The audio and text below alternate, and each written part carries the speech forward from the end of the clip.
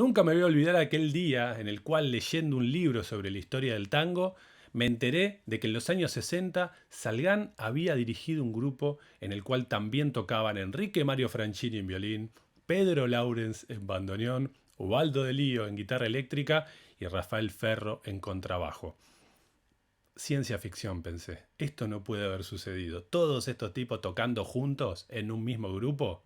Esta idea de supergrupo que yo conocía quizás más del mundo del rock.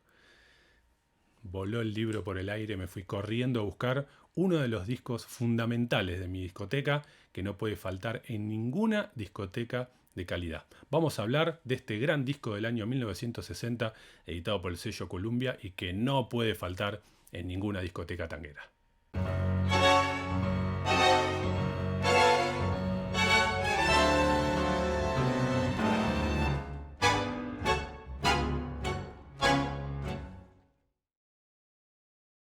Hola amigos y amigas del tango, bienvenidos y bienvenidas a un nuevo video de los estilos fundamentales del tango. Hoy seguimos armando una discoteca fundamental, una discoteca hecha de calidad y de variedad.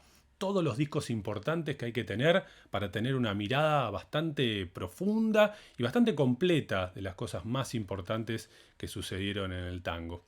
Ahora, antes de eso, quiero invitarles a que se bajen el PDF que preparé hablando de la orquesta típica y de los distintos elementos y patrones que la definen. Esto nos va a ayudar con cualquier disco que escuchemos de la discoteca y por supuesto nos ayudará a analizar cualquiera de los estilos con los cuales siempre estamos trabajando aquí en estos videos. Se lo bajan rápidamente, se tienen que meter en el link, es una descarga gratuita y estoy seguro de que les va a ayudar a acercarse a entender más la orquesta típica y el funcionamiento del tango en general. Una suerte de introducción a la orquesta típica. No se olviden, directamente en el link que está abajo y se lo pueden bajar para leer. Después me cuentan qué les pareció. Dicho esto, nos metemos con el disco de hoy. Un disco editado en el año 1960, decíamos, por el sello Columbia, en el marco de una serie, ¿sí?, que estaban saliendo por esos años, la famosa serie Bailable Especial. Hay algún disco de Héctor Varela, por ejemplo, editado en la misma serie. Y en este caso, decíamos, el primer disco del Quinteto Real. Aquí está la copia del vinilo original. Un disco que después tuvo muchas reediciones, tanto en vinilo como en CD. Sale un poquito quemado por la luz la contratapa. En todo caso, un disco que afortunadamente sobrevivió, digamos, en relación a lo que es la historia de la discografía de los conjuntos de aquella época, que se puede conseguir fácilmente y que determina en buena medida todo un momento del tango en general. ¿Por qué digo? Porque estamos hablando de 1960, época en la cual ya el tango no es el éxito comercial de los años 40 ni 50. Es un momento en el cual muchos grandes músicos de tango se ven obligados a dejar sus orquestas típicas y ya pensar en armar conjuntos más pequeños. Es a partir de ahí, de esa idea, ¿no?, tanto lo mismo en el tango como en el jazz, que grandes directores van abandonando la orquesta típica y van armando sus pequeños conjuntos. Uno puede pensar, eh, por ejemplo, el Fulvio Salamanca, que arma su trío en los años 60, en Aníbal Troilo, que arma su cuarteto en los años 60, primero con Roberto Grela, después su cuarteto con Berlingeri, con Ubaldo de Lío y Rafael del Baño. Uno puede pensar en Leopoldo Federico también, ¿no?, armando sus conjuntos a la par de su orquesta típica, alternando. Muchos músicos que fueron dejando las orquestas típicas o alternando porque encontraron en la idea de un pequeño conjunto otro formato un poco más viable para trabajar. En este caso, hablamos no solamente de un director que arma un grupo, no es Salgán que arma un grupo nada más, sino Salgán que se junta con algunas figuras muy poderosas, muy fuertes, de mucho peso del tango, como Enrique Mario Franchini en violín, quien había dirigido su propia orquesta típica hasta hacía muy poco, Pedro Laurens, un decano de la historia del tango, quien dirigió una de las orquestas más lindas de fines de los años 30, en la década del 40. Se suman aquí el compañero de fórmula de Salgán, el gran Ubaldo de Lío en guitarra eléctrica, con quien él ya venía tocando en dúo, y Rafael Ferro, un gran contrabajista que también había participado en la orquesta de Salgán.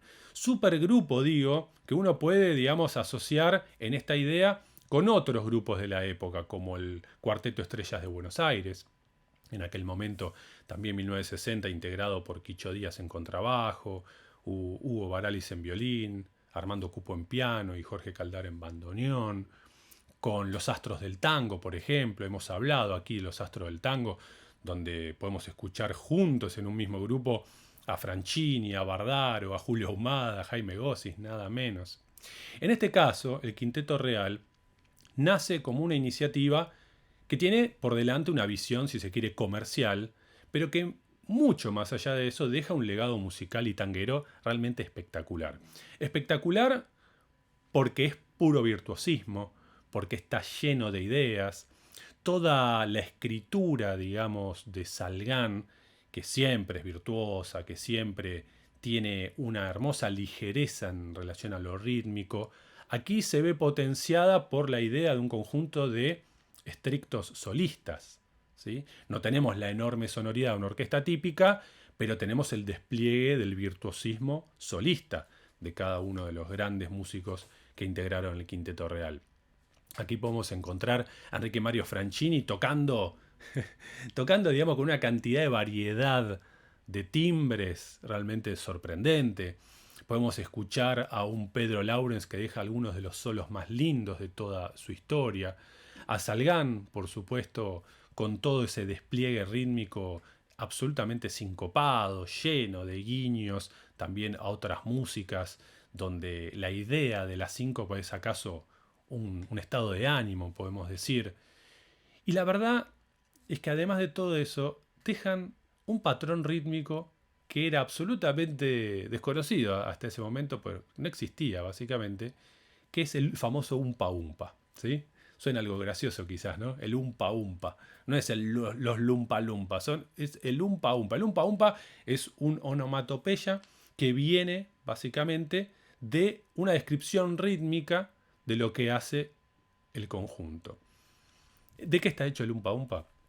Básicamente, luego de un largo arrastre del tiempo 4 al 1, 1, 2, 3, chen, 2, 3, chen, 2, 3, chen, un arrastre que toca el contrabajo, que toca la guitarra eléctrica, que muchas veces toca el bandoneón, que muchas veces toca el violín, o sea, depende de quiénes estén tocando qué, vamos a tener 2, 3 o hasta 4 instrumentistas haciendo ese gran arrastre.